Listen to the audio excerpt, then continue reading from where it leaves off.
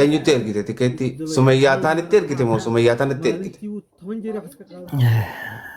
Egaa Kana tikeetti kan eegee illee ergite eenyu? kattamee dhiifama naannoo ishee Asli koo nutis dhimma itu qabnuusa kana qabne xumurra jennee dhufne akka jaarsaa jalqabaa kee dhumaa tokkotti na jaallattanis na jibbitanis wantan sitti isinitti himuudhaa qabu murtee kanatti murteessine akka isaaqitti wanti nuti irra dhaabbannee murteessuu dandeenyu mucaa kana biraa biizaan si hojjetamuuf intinaan si hojjetamu erga hin jirre mucaan birriin kun nyaatamteetti waan ta'eef Sumayyaan birrii kaffaltu akka isaaqitti.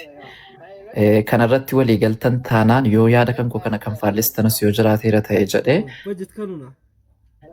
faallessaatii yookaan immoo itti guutaatii yoo Sumayyaan birrii kanan kaffaluu kan jettu ta'e jedhamus afurma yaada biraatti deemna waan ta'eef dhugaan jiru kana gabaabsine kanumaan haa deemnu akka isaaqitti Sumayyaan nyaattee dhiistee qarshiin mucaa kanaa erga dhaqee ragaa tokko of biraa hin qabaanne hojii guddaa akka kanaa hojjetamaa namni tokko ragaa of biraa hin qabaanne ragaa qaallittii sana biraa isa argachuu erga hin dandeenye nuti wanti nu murteessuu dandeenyu qarshiin mucaa kanaa kaffalamuudha. Kanaan ala wanti biraa yoo yaada faallaa qabaattan faallessaa yoo itti guutuu qabdan itti guutaati kana walumaa wal biraa gallaa bakka. Salaam zalleen akkasuma yaaduma isaa kanarratti Sumayyaa takka ni dubbatama ni dubbadha. Yaaduma isaa kanarratti yaaduma isaa kanarratti jecha lama dabala. Yoo dandayame Sumayyaan guyyaa fudhattee namitti san waan nuti irraa baasi jennuun as baasisiisuu danda'u. Yoo hin dandeenye immoo Sumayyaa amboodhaa maallaqni si kafalamuudha. Bakka tana jidduu wannummaan kakuu fidee hin jirtu amma booda. Kakuun hin jirtu maallaqni Sumayyaa amboodhaa namitti biraa bahu takka gamanaa dhufu wooma lamaan kana anis yaaduma isaa kanarratti hin ja'a. Yoo namitti biraa baafna kan jennu taate immoo akkamitti akka baafnutti amma booda Sumayyaa amboo dubbii takka dubbachuu hin dandeessu. Maaliif jennaan haqni isiif jigee jira karaa lachuuttu. dubbadhu amma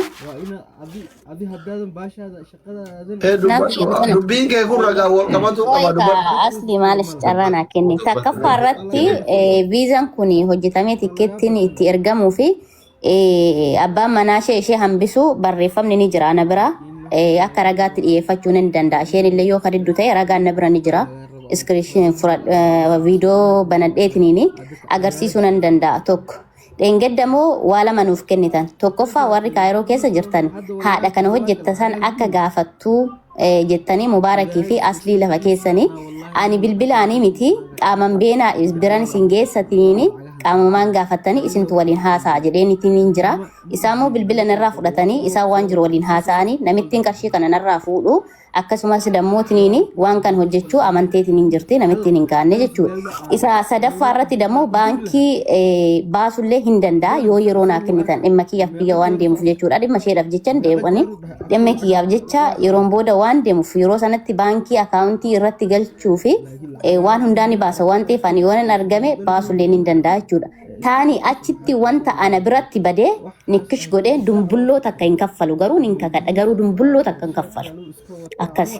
Erga ragaa barreeffamaa qabaatte ragaa viizaa fi ragaa tikkeettis fidika kanuma waan biraan ragaa barreeffamaa qabaanna ragaa viizaa fi ragaa tikkeettis. Sumayyaa barreeffamni kan okay. Sumayyaa amboo miyuutu irraan kaafatin amma wanni feenu ustaadni dubbatanii. Qaamni waan hojii kanatti kan inni hojii galmaan hin geenye takka jedha jiran waa isin. Laanu galmaan geenye dubbadha. Waa isin hin jedhame barani qaama lachuutu irraa wala baabar jiran isinis akkasuma jeetiin hawwa walii galle waanni kun qaamni kun maqaanis bar mataan baduu ramaarreen baduu wayya jedhanii mi jedhan. Walii galle bar sooshaal miidiyaa irratti yoo haqee kannuu baattellee ka arrafame namni addunyaa irratti hin arrafamin kijibaan irraan kaayamin jira numa jiraata rabbi biratti waan hamtuudha aadattiis amantii teenyattiis seeratti